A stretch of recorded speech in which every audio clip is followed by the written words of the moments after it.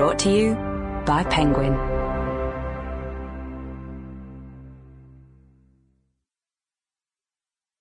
Our Island Stories, Country Walks Through Colonial Britain, written and read by me, Corinne Fowler. To my fellow walkers, Satnam Sanghera, Graham Campbell, Ingrid Pollard, Peter Carlu, Barty Palmer, Charlotte Williams, Raj Pal, Zaki Asul, Ibrahim Sek, and Louisa Adjua Parker. Did you not hear me ask him about the slave trade last night? I did, and was in hopes the question would be followed up by others.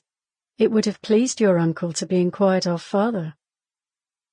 And I longed to do it, but there was such a dead silence. Jane Austen, Mansfield Park, 1814.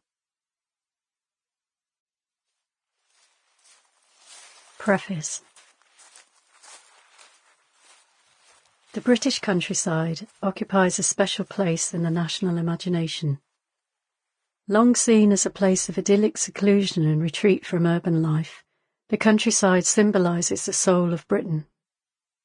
Well over a century ago, the poet A.E. Housman, while working in London, saw the Shropshire Hills as a land of lost content, a place of almost pre-lapsarian innocence. For many today, the countryside, its fields, its picturesque villages, its stately homes surrounded by their beautifully landscaped grounds, represents something steadfast and reassuring, something that has existed since time immemorial. Indeed, it is hard to exaggerate the depth of feeling about the British countryside, which is attached to ideas of nationhood, as though by an umbilical cord. Given this, it can come as a surprise to find that the nation's uplands, shorelines, valleys, lakes, villages and fields were profoundly shaped by the colonial world. British trade, conquest, economic activity and direct rule from the turn of the 17th century to the decline of empire in the early 20th. But during these 4 centuries, the British countryside underwent profound change.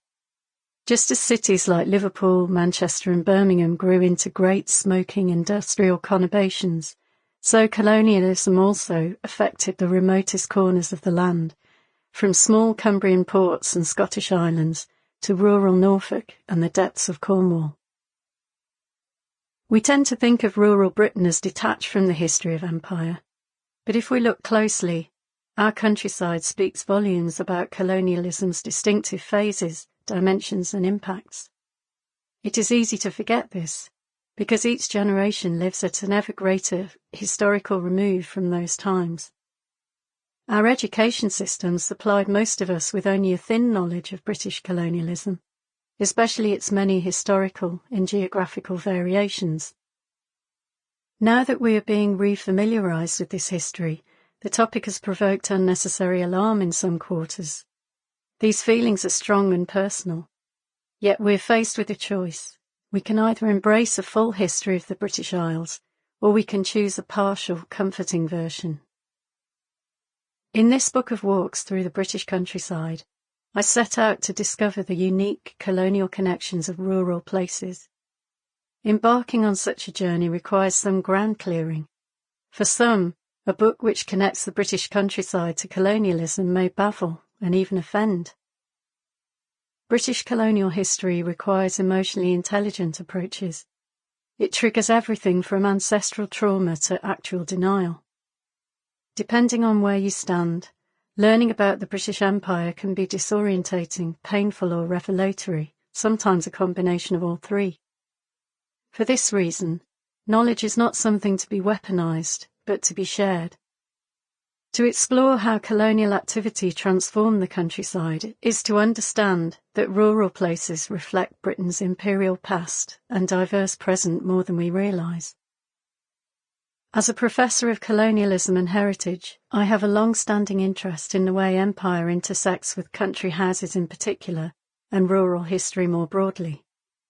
Despite having presented the evidence in calm and respectful ways. Sample complete. Ready to continue?